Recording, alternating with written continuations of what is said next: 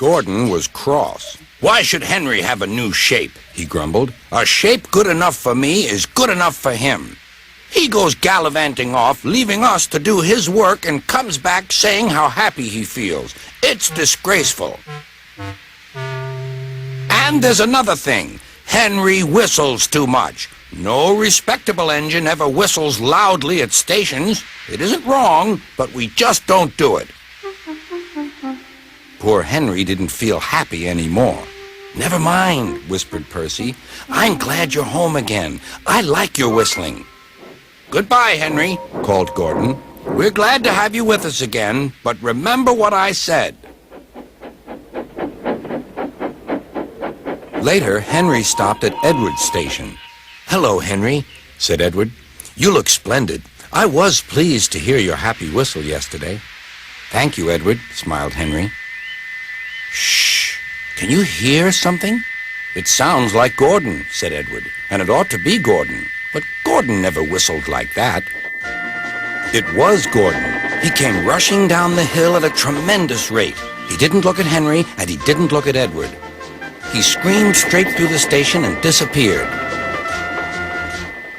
"Well," said Edward. "It isn't wrong," chuckled Henry, "but we just don't do it." And he told Edward what Gordon had said.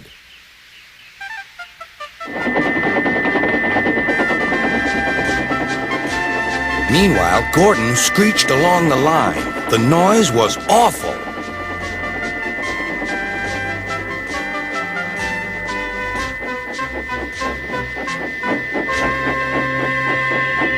At the station, everyone covered their ears. Sir Topham Hatt covered his ears, too.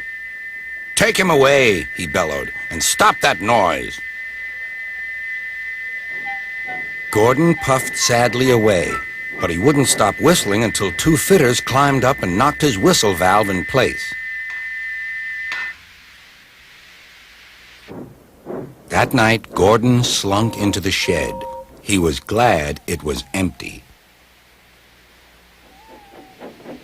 "It isn't wrong," murmured Henry to no one in particular, "but we just don't do it." No one mentioned whistles. Next morning, Henry was enjoying himself enormously.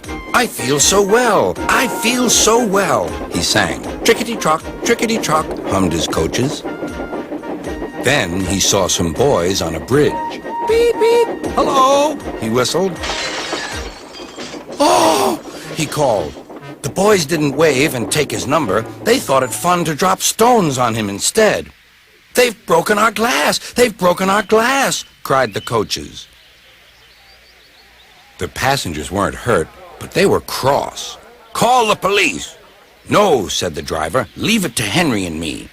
"What will you do?" they asked. "Can you keep a secret?" "Yes, yes." "Well then," said the driver, "Henry is going to sneeze at those boys."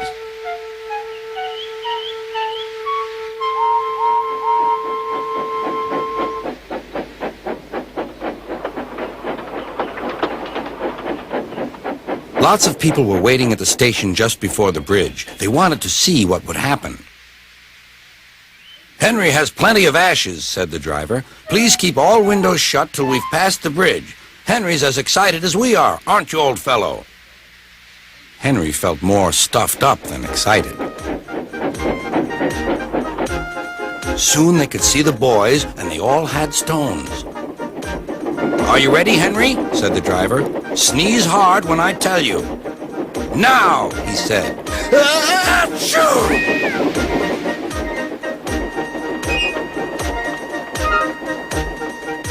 "Well done, Henry," laughed his driver.